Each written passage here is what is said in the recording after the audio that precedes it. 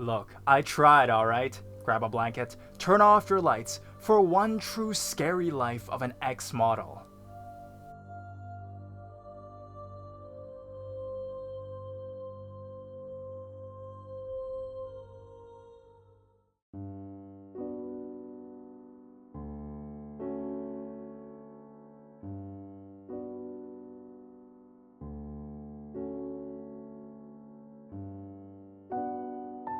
Model Diaries 1.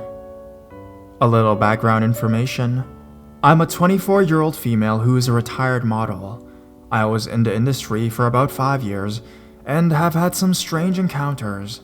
The one I'm about to share has been plaguing me for years. Perhaps you guys can help me determine whether or not all these strange experiences are related. During my undergrad, when I was about 19 or 20 years old, I did part-time modeling work in order to make a decent living. This was a perfect solution because it did not conflict with my school schedule and the money was great. I did a lot of work with a professional sports team in my state and would meet a lot of people at the sporting events that I work at. I would hand out the team's merchandise to the sports fans and would make small talk with them, where I would stupidly give them my real first name when they asked. Now, while I was naive for doing this, I never gave out my last name, location, or phone number. I didn't have any social media sites, so I was pretty hard to track down. A few days after working an event, I started receiving calls from a blocked number. Mind you, I had not given out my contact information to anyone at the event. When I first answered, a man in a deep, muffled voice told me that I looked great the other night, and that I also looked great at that very moment. I did not recognize the voice, and I contacted all of my friends to ask if they were pranking me. They insisted they weren't, but again, I was stupid and naive, and decided to brush it over. Over the course of 1 month, I got over 200 block calls from the man. 90% of the time I didn't answer, but he would sometimes call me over and over and over within a 1-hour span, so I'd occasionally pick up to tell him to leave me alone. When I answered, he would repeat the same thing. "You look great right now, Claudia." I would demand his identity, but of course he ignored my request. 2 instances really stood out to me. The first was when I was in the city at a photo shoot. The studio was in a high-rise building on the 7th floor. I was not easily visible. During my shoot, I get about 15 to 20 calls in a row from a block number. When I finally decided to answer, the man said, "Are you shooting some nice pictures for me, Claudia?" I flipped out. Only my agency, my then boyfriend, and my parents knew where I was. I knew none of them would do this to me, but again, stupid me did not report it to the police. I know what you're thinking, and please cut me a break here. I know I should have gone to the police, but I was very senseless and naive. The second incident occurred when my parents were out of town. I was staying at their house, and I invited my boyfriend to stay with me, as I was understandably on edge at that point. Literally the moment my parents pulled out of the driveway, a block call came through on the house phone. I answered it, but there was only silence. 2 more calls came in after that, and both times, it was silent. There was no way that it was a coincidence. I finally got fed up after a month of non-stop calls, so I decided to change my cell phone number. I did not give it out to anyone that was not in my immediate circle, and I wound up moving in with my boyfriend at the time. Finally, the calls ceased. Fast forward 4 years, I now have a job that I love and was able to quit modeling after I graduated. I still don't have any social networking sites, and only a few select have my cell number. A few months ago, I got a threatening text message from a phone number I didn't recognize. It said something to the effect of, "Watch your back, bitch. I'm coming for you." I asked who it was, and all they sent back was a cryptic message warning me to be on alert. I paid $1.99 to do a reverse search of the number on the White Pages website, and the number was actually associated with a landline registered to someone I had never heard of. I called the number, and sure enough, an older woman answered. The person must have spoof texted me, where they're able to mask their phone number by using an app. I hope I did a good job explaining that. A few weeks later, I got another text saying, "I'm awake now, and I can see you. I'll get you soon." Now that I'm older and wiser, I filed a police report. Of course, the number I received the message from was different. The police tracked the number, but we determined it must have been another spoof text.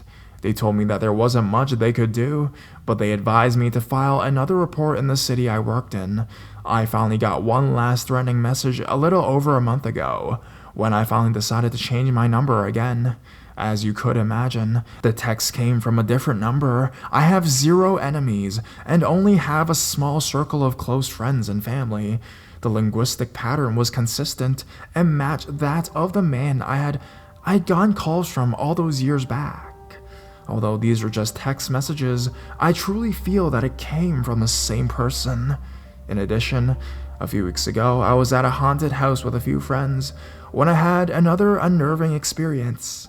We drove an hour and a half just to get to a haunted attraction because it had amazing reviews, and the fact that it was in the middle of nowhere made it even creepier. I paid for my ticket with cash, and at no point in the night did any of my friends address me by name. While in the house, a man came up behind me and whispered, "Hello, Claudia." I never saw him, and I freaked out and sped through the rest of the attraction. I have no idea how he was even able to see me, let alone recognize me in that dark environment. Perhaps all these events are unrelated, but I can't figure out who would send me messages like that, and how some random man in the middle of nowhere knew my name when I'm 100% certain that nobody addressed me by my real name. I have a nickname that my friends call me, which is why I'm able to say with complete confidence. They were equally frightened, as they all heard it too. One of my friends claimed to have seen him, but he was obviously wearing a mask, as he presumably worked there. I haven't had any weird experiences since.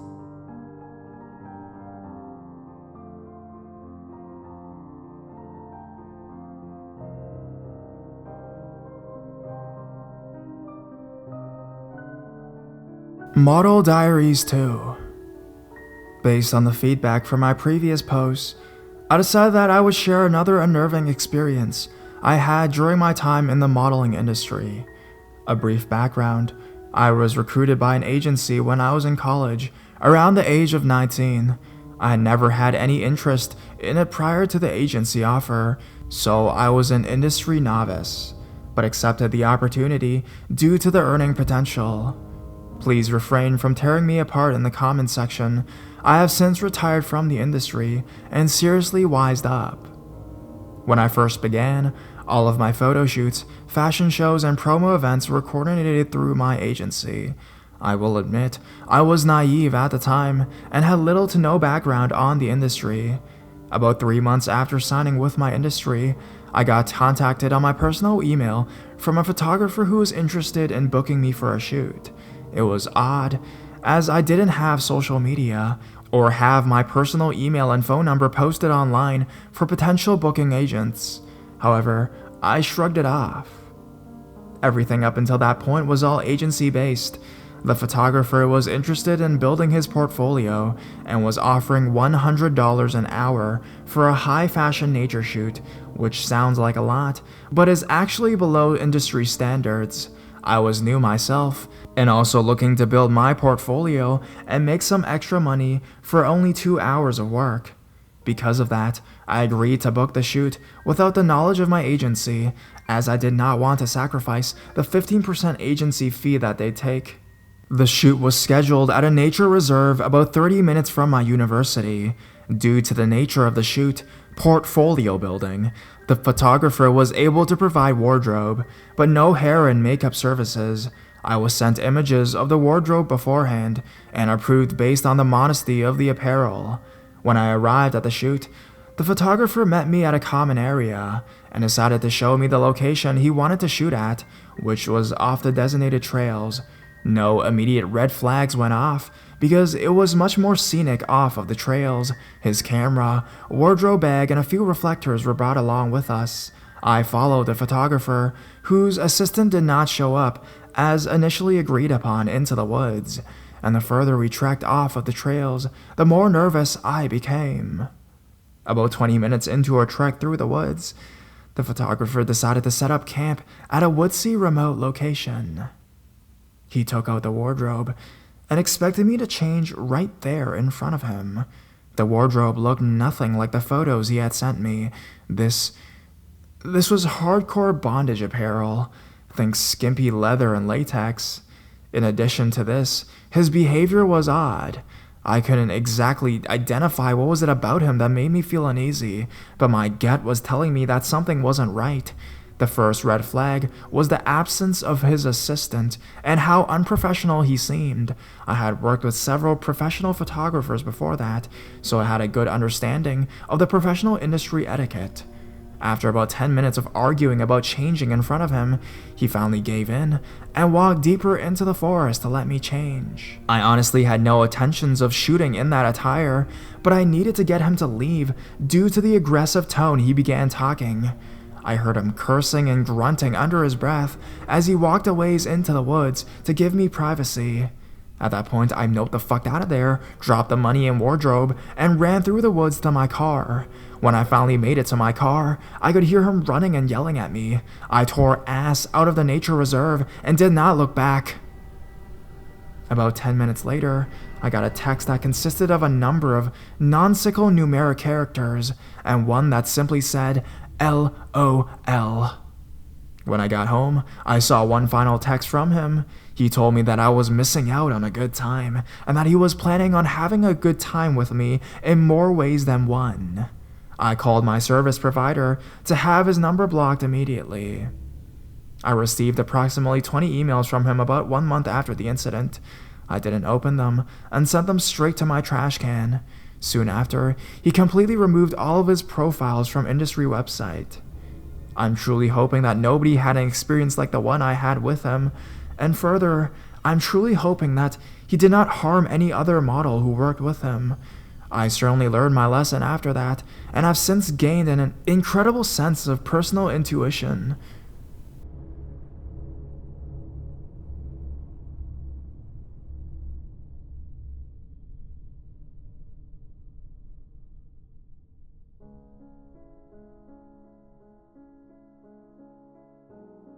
Model Diaries Update. I'm racking my brain trying to piece together the events that just unfolded. I have an update, but I don't know if this too is related to my incident. Related or not, I am truly freaked out and utterly confused. This is a follow-up to my previous post, and I will try to make this brief. I have been dating someone for 2 years now, who doesn't know much about the prior issues with my stalker. I only informed him of this when the creepy messages started up again. Trying to keep things as vague as possible, my boyfriend is a business owner who frequently hires laborers for his projects. One such laborer, who is a man in his mid-30s, is of Russian descent and has a traditional Russian name. We'll call him Vladimir. Vlad started working for him about 3 weeks ago as a laborer and was hired via an online job aggregator. One day, Vlad mentioned to my boyfriend that he knew me. My boyfriend keeps business and pleasure separate, meaning that he doesn't fraternize with his workers, let alone reveal details about his love life to his employees.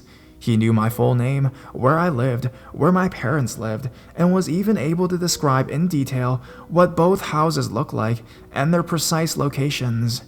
He began making more ridiculous claims about me, mainly revolving around imaginary affairs. Now let me first state this. I had never been unfaithful whatsoever. This is an online forum, so I would have no problem in admitting it if I did.